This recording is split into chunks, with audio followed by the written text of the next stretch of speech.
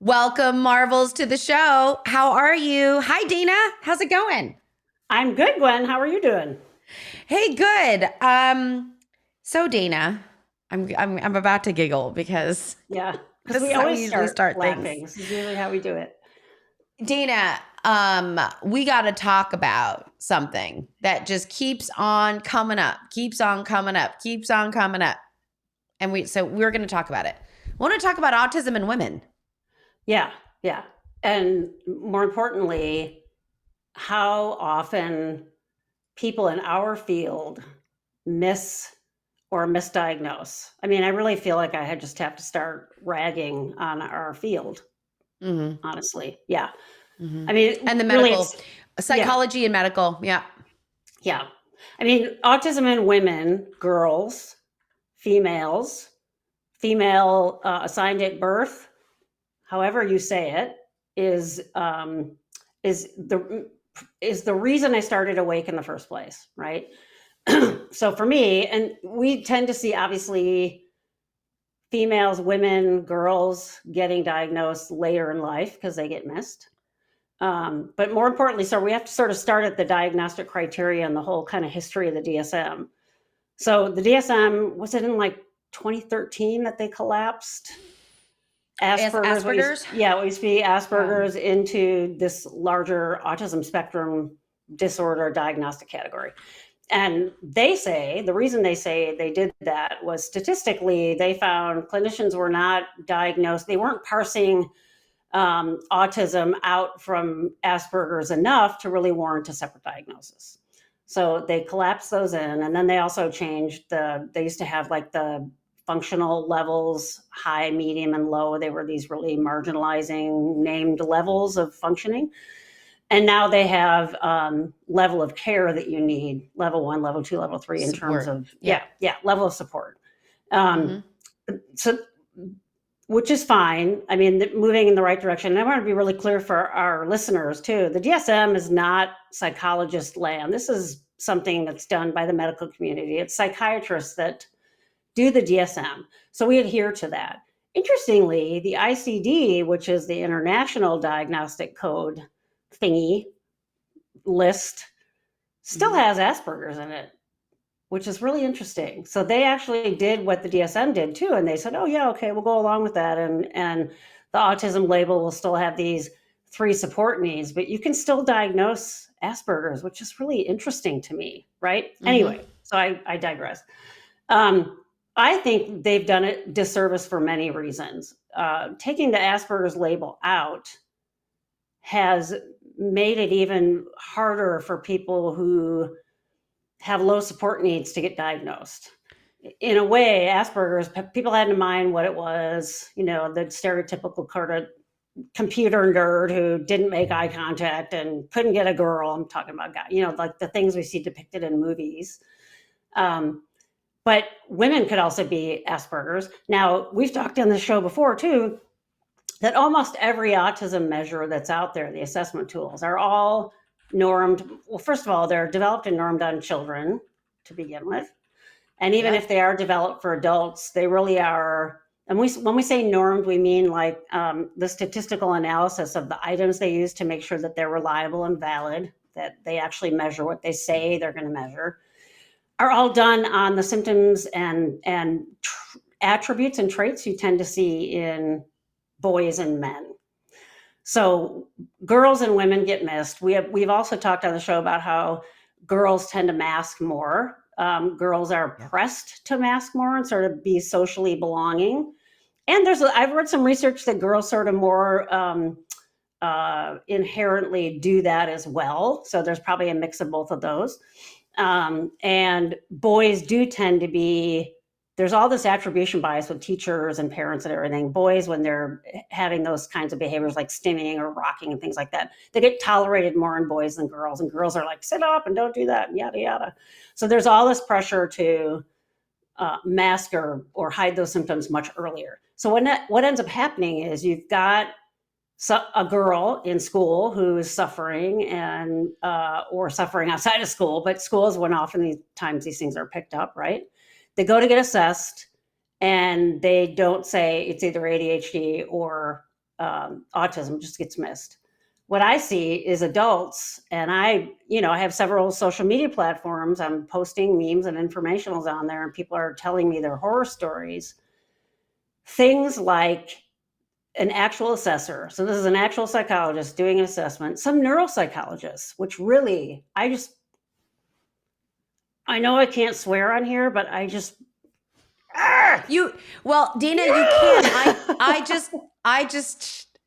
I now know how to edit it out. Okay. I actually know how to edit. Thank you, Dana, for giving me that opportunity to learn that skill.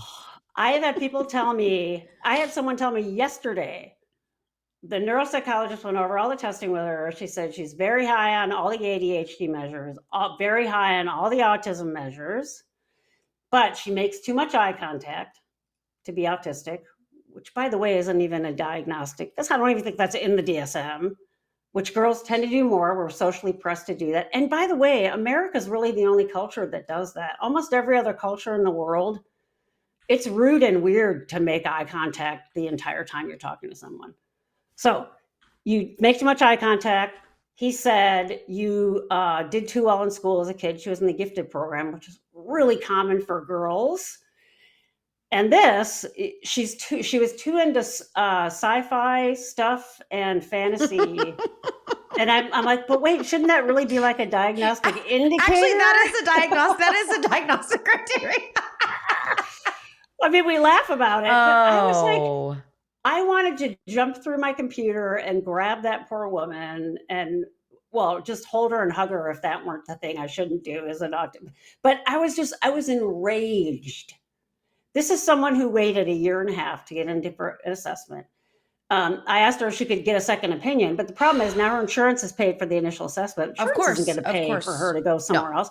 So this continues to just be this. I mean, this is the drum I beat over and over and over, and I am angry and dumbfounded about how many people in our field do not understand and have not educated themselves about how different girls and women look. And for that matter, what we used to call higher functioning men, but people that don't have support needs. What's really interesting is you probably know the statistic. It's something like 80+% of folks that are diagnosed with autism are unemployed or can't hold full-time work. I really think that stat is skewed a little bit because they're not measuring people who can work full-time. They're not bloody diagnosing people who can work full-time. I would guess that if we start, I'm just like totally activated. Go. If we were still diagnosing people with Asperger's and people were actually being diagnosed, I would imagine those numbers might go down. And I don't say that to demean or dismiss people who can't work full-time. I totally get it. But I think they've really done a disservice. And I think then people are like, well, I can work. I pay a major hit for it. I come home, I'm exhausted. I'm really lucky in that my work schedule is so varied that I've figured out a way in my almost 60 years now on how to do it and be able to juggle it. If I had to work a 40-hour week where I was there all the time, I don't think I could do it. But all these stats and all these presses of people doing real damage out there by missing people and marginalizing them. And then someone says, okay, well, I've done all this research on myself and I really thought this was true. And then the supposed expert says, oh, no, you make too much eye contact. I just want to kill myself or go find that person and, blow up their car. I'm saying that laughingly. This is not a real threat. I just put a little note on there. This is Dana. This is Dana activated and angry. Oh, damn. So, and I tell people too, like for me, when I'm assessing someone, and one of the first things they do is sort of sheepishly and shyly say, well, can I send you like stuff I've written down that I think is, yes, please. I identify with? And then they email it to me and it's like this 7-page single-spaced manifesto. I'm like, that's diagnostic. So there is this sort of weird power and privilege thing that happens in our field where I'm the expert And it doesn't matter what you bring me. And then, of course, there's this idea of, oh, it's so faddish, and people are on TikTok and they see these symptoms and they want to be autistic. Who the hell would want to be Yeah. autistic? If I could choose right now to go ting and not be autistic, I would do it in a heartbeat, which is different than being gay. I think that, like, I like being gay. This is not fun. Now, that said, there are things on social media I see where people are like, if you are these 5 things, you're probably autistic. And I'm like, that's pretty irresponsible. That's really not, there's more to it than that. But what happens then is they throw the baby out with the bathwater and they say, oh, these kids are seeing this stuff on social media and they're running with this, this fad, and being ADHD or being autistic is just a sort of fad.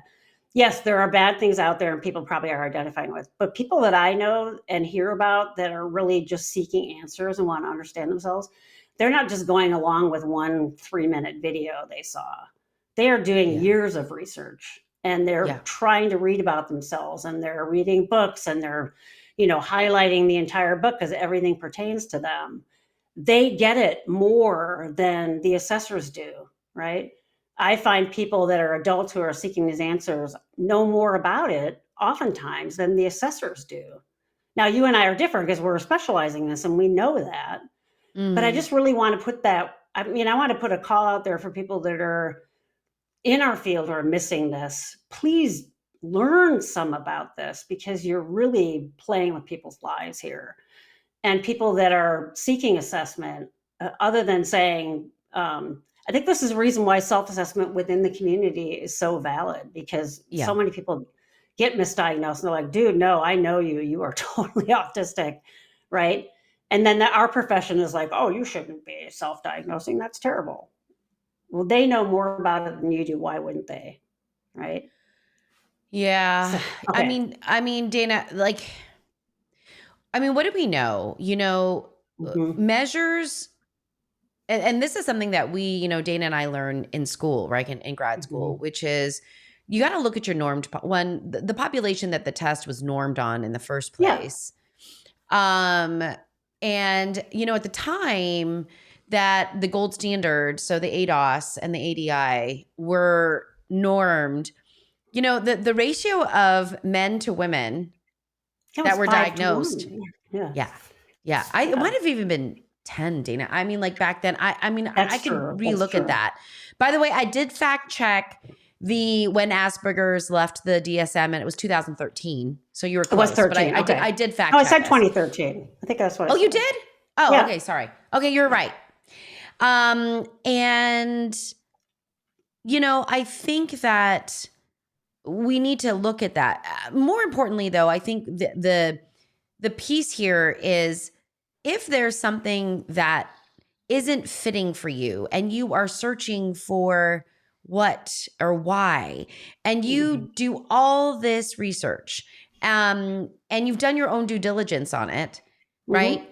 If you're going to go and get formal assessment because you need it, let's say you need it because you need to work within the system to get services and supports, because that's the only reason why you would do that, right? Yep. Or maybe, some people want a peace of mind. I don't know. What for or their family won't believe them. So they have to, that's their way of getting validity. So their family will finally believe them. Yeah. Right. Yeah. If you're going to reach out to an assessor and you say to that assessor, hey, I need a formal assessment in this. I've been questioning this. Would you be open to hearing and seeing what I have done already in this? If that assessor says, no, that's okay. No, I'll take care of it. Don't go see that assessor. Exactly. Don't do it. However, if your assessor says, absolutely, let's look at that together. What have you discovered? Let me understand where you're coming from. That is, just that out of the gate, I feel like working with someone that is not going to diminish. Yeah, it's a good indicator. Yeah. It's a good indicator, right? In general, right? Here's the other thing too, Dana, is I think the thing that some of my clients really struggle with is they spend all their energy masking, right? I'm going to make eye contact. I'm going to have a conversation. I'm going to hold myself together. I'm going to look good be good, whatever, Yeah. to Yeah. the neuromajority, whatever, Yeah. like the definition of that is for the neuromajority. Yeah. And then I'm slammed when I get home. Yeah. I'm exhausted. It's not something I can maintain. At what point do we say to that person, well, you're not disabled enough because you Yeah. can mask? Yeah. So Yeah. now It's we're not, crazy. Yeah. how, like, Yeah. this doesn't make sense to me. Yeah. If we But use this an is what analogy, happens. yeah, if we use an This is what analogy happens. for that, like, okay, so I'm learning to ride a bike, and I can say you can't ride it if I push you down a hill. So all you have to do is Sorry. hold on. You don't have to like pedal because it's harder to balance when you're Oh, I actually thought you just wanted to pedaling. push me down the hill. Oh, Okay, it's fine. Just kidding. Just kidding, Dana. Okay. Okay. that's what that masking all day reminds me of. Like, okay, so are you a good bike rider? Can you motor up a hill or can you pedal and balance at the same time versus just holding on for dear life and going down a hill? That's what masking feels like to me. So yeah, I can hold on Mm. for the amount of time it takes to go down a hill, but that doesn't mean I'm an expert bike rider, right? I can't get up a hill or I can't do it while I'm actually pedaling. I was also trying to think of analogies that are like medical analogies around that. Most of us, if we Mm. absolutely have to, like if you have a blood test or something, you can go 12 hours without eating. It's murderous, right? Like if I have to have those blood tests, I always get them first thing in the morning because if I have to go day hours without eating, I'm going to kill somebody. I'm really aggressive today. I'm going to kill I somebody. know. Wow. I was watching a lot of hockey this week. I know. But yeah, it's that idea of even in medicine though, like you'll have physicians that will not be amenable to your own research, and that should be a red flag too. Like my doctors have been very collaborative. I got diagnosed with adrenal insufficiency, and that was mostly all of my research. I said to the doctor, could it be this? She's like, well, that's really rare, but let's test for it. And she's like, oh my god, this is it. I'm like, I've spent years researching this, right? The autism thing, my EDS diagnosis, I'm the first one that said, I think this really fits. And then went to a doctor, they're like, yeah, dude, this is, of course. So if you have a physician or someone who's going to assess you says, yes, bring your stuff. I would love to hear about it. You're going to help me in this assessment. They're also going to be experts enough to know that the actual measures they give you, we never give just one measure. We are trained. If you're going to test anything, you don't just give one test. You give a multitude of tests. We call that a testing battery. You want to see if that data converges, right? And if you ask someone, do you know what autism looks like in girls and women? And they say, oh, it's the same as everything. Don't go. If they say, yes, I actually do, they're going to know how to temper those tests. Like that, when I give those measures, I give a masking measure. And I give the Big Five personality test because it's super easy to give. It doesn't take forever. And that'll show you like measures of what's called agreeableness and some impression management. And every time I test a woman, those come up really high, which tells me, oh, they want to look good. They're masking. And so the things that I see on the other tests are actually probably the symptoms are probably higher than they're actually telling me, right? Yep. Those are things that we learn as assessors, but you have to know to look for those things. And there's dark histories with all kinds of psychological assessments. One of the first things they taught us in our intelligence testing class was the dark history of how they used to say that African Americans weren't as smart as white people because they'd give the same test to white people and African Americans wouldn't do as well. Well, duh, all the questions had to do with things that white people learned in school. Mm-hmm. And we call those racially biased tests. So we really should be calling these other ones like neurodivergent bias tests or male skewed or missing some of these symptoms and things like that, right? Yep. And I get as much information for my purposes from clinical interview and history. I get almost more information from that than I do from the actual tests. Yeah, I will say like clinical interviewing and time with someone is always more valuable. Yeah. Like the standardized measures are there, I think, for us to professionally do our due diligence based on what is recommended by our practice. Yeah. But I will say, even when I'm, in my assessments, in part of my assessment when I'm doing, because I don't do diagnostics anymore, but I do transition assessments. I meet the teen at a mall and we have lunch together. And I will Oh. tell you that is the most valuable hour, more Yeah. than the 15 measures that I send out to teachers and parents that I really have to, because Yeah. they are standardized ways for us to measure support and behavior. I mean, like, blah, blah, blah, blah, And blah. that's what they But want. They're looking for that. Yeah. yeah, Yeah. yeah. And it's required. I mean, it's a required part. So I get Yeah. it. That's a Yeah. hoop.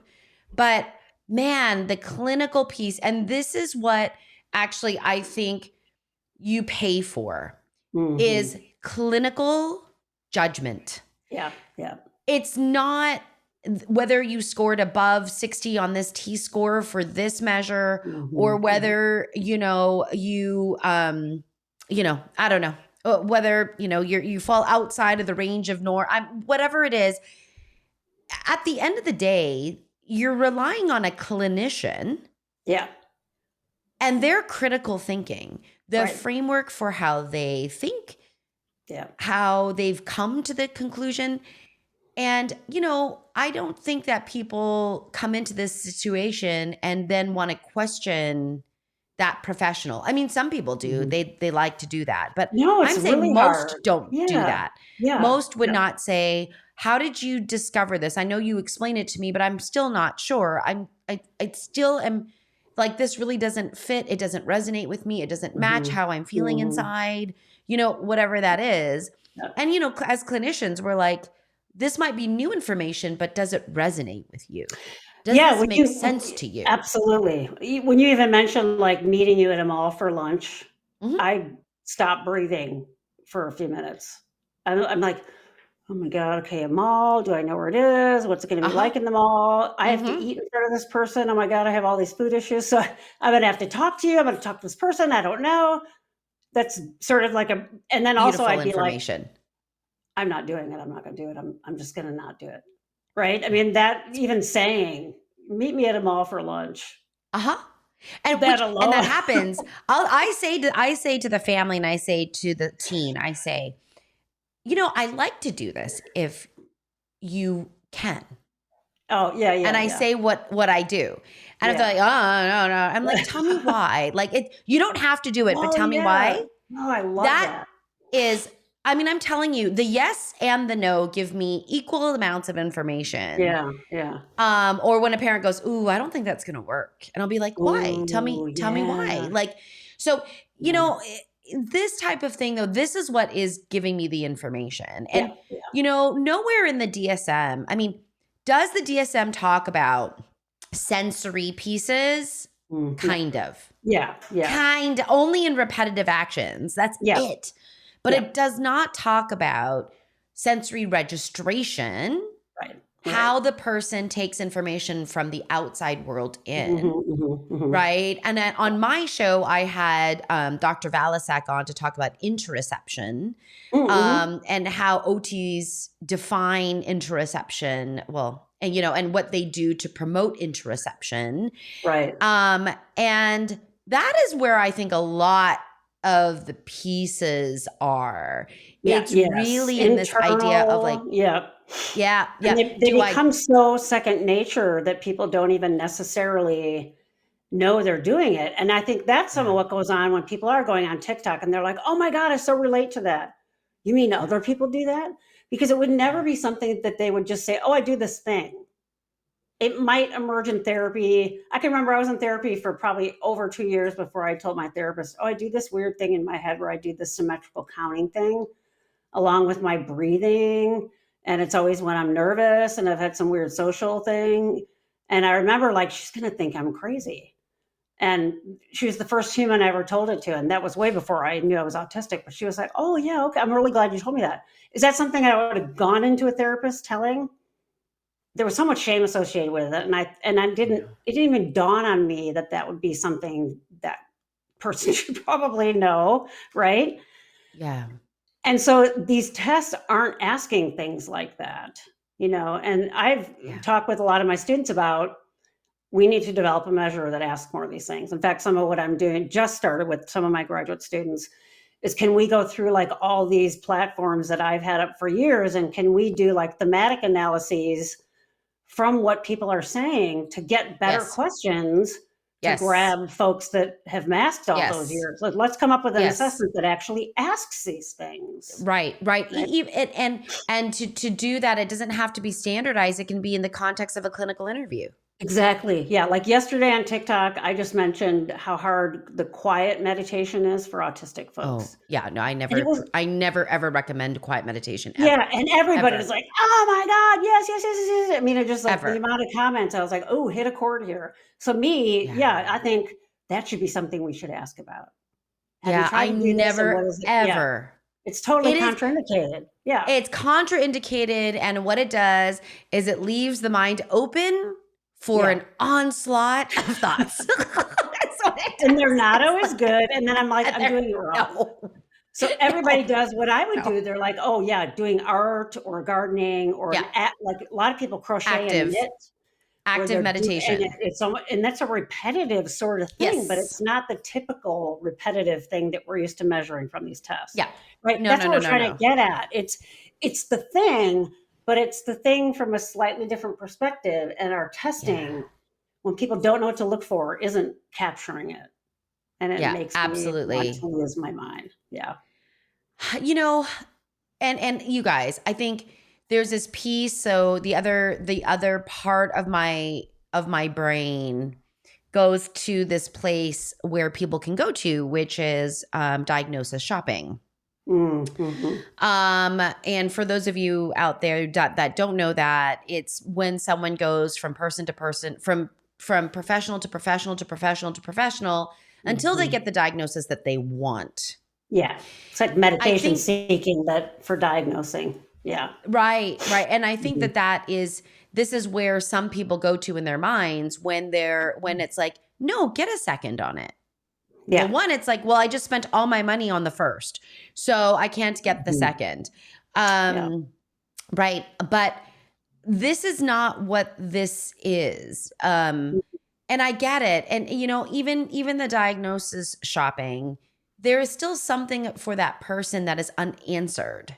Yeah. And maybe there it's like, what is the attachment to this diagnosis in particular? What does this mean about me?